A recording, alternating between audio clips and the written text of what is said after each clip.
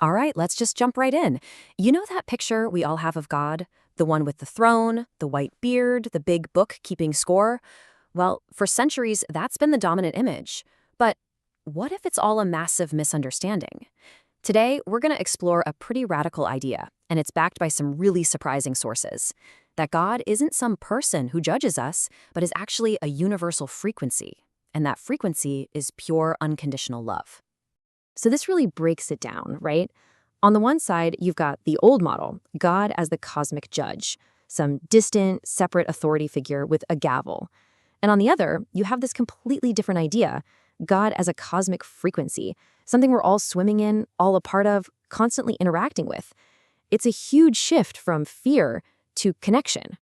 So the big question is, where did that idea of a judgmental God even come from? We're going to dig into how this image might be less of a divine truth and, well, more of a human invention, something we built from our own anxieties and our own need for control. I mean, really think about this question. It gets right to the core of it all. We've been handed this powerful, kind of intimidating picture our whole lives. But what if it isn't some divine reality? What if it's just a projection of our own human baggage? That's what we're looking at today, because there's a huge shift in consciousness happening, and it's being supported by evidence from some very unexpected places. So our first line of evidence comes from a source that is, frankly, incredible. People who have clinically died and then come back to talk about it. Let's take a look at what these near-death experiences, or NDEs, are telling us about what's really on the other side. And look, the numbers here are just staggering. We are talking about thousands upon thousands of reports from people of all different cultures, all different religions, all over the world. And despite what they believed before they died, the core of their experience is incredibly consistent. When you are in the presence of this divine source, there is a complete and total absence of judgment. Now, a huge part of these experiences is something they call the life review. And you gotta forget what you've seen in the movies. This is not a courtroom scene. You don't just watch your life on a screen. The crucial part, the thing that changes everything, is that you feel it. You experience the joy you caused others, but you also experience the pain you inflicted, as if you were that other person. So you see what's happening here?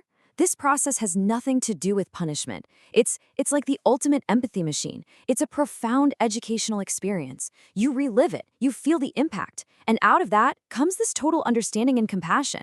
The goal isn't to make you feel guilty, it's to make you understand. It's to help you learn. This quote, which comes up again and again in NDE accounts, just nails it. Judgment, it seems, is a human concept. From the perspective of the source, our screw-ups aren't sins that need to be punished. They're just lessons in a classroom. They're all opportunities for our soul to grow. Okay, so that's the experiential evidence. But now we're going to pivot to something you might not expect: hard science. It sounds like a massive leap, I know, but modern physics is starting to describe the universe in ways that sound eerily similar to what those NDE survivors are talking about. I mean, listen to this. This comes from the man who literally started the quantum revolution, Max Planck. He came to believe that underneath all physical matter, there is a conscious, intelligent mind, a field. He called it the matrix. What that implies is just mind-blowing. The universe isn't some dead, empty machine. It's a living, conscious system. And we see hints of this in things like quantum entanglement. You can take two tiny particles, link them up, and separate them by millions of miles. And whatever you do to one, instantaneously affects the other.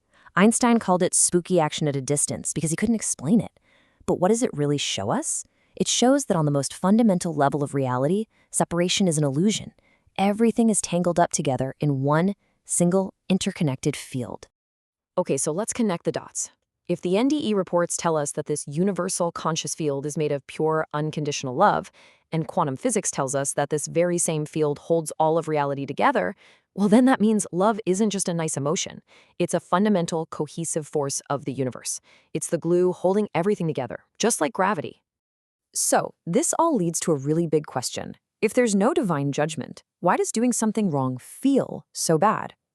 This section gets into a totally new way of thinking about morality, a new operating system, if you will, one that's based not on external rules, but on internal harmony. And here it is, side by side. The old way of thinking is all fear-based, right? It's about an external judge and punishment. But this new paradigm is love-based. It's about internal resonance. The whole focus shifts from worrying about breaking a rule to creating internal discord within yourself. It's a whole different ballgame. This music analogy is probably the best way to wrap your head around it. Imagine the universe, that source, is vibrating at a perfect frequency of love. When you act from a place of love, kindness, and compassion, you are in sync. You're in perfect harmony with it. But when you act from fear or hate or greed, you create this painful, clashing dissonance inside yourself. So guilt isn't a punishment from God. It's just the feeling of being out of tune with who you really are. And I just love this metaphor. It perfectly captures this idea of unconditional belonging. You know, a single drop can get muddy, it can get dirty, but it's still fundamentally made of water. In the same way, we can make mistakes, we can get muddy, but we never, ever lose our fundamental nature as being a part of this vast, loving ocean. Okay, so what do we do with all this? What does it mean for us, right here, right now, in our messy, everyday lives? Let's bring this huge, powerful concept right down to earth and see how we can actually start living this truth. The very first step, maybe the most important one, is to consciously let go of that old, terrifying story, this idea that you're an unworthy sinner in the hands of an angry God.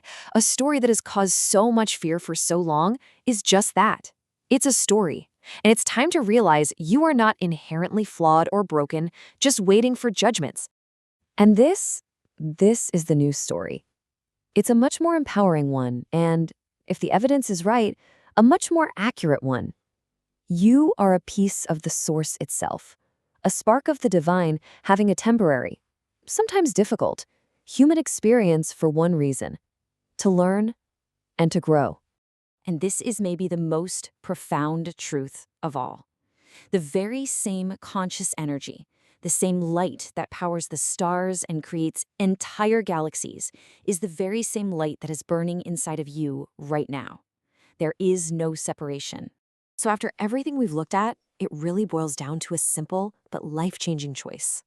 We can keep clinging to that old story of fear, to that judge we've carried around for so long, or we can choose to align ourselves with what all this evidence suggests is the most powerful, fundamental, and real force in the universe. We can choose to release the judge and embrace the love.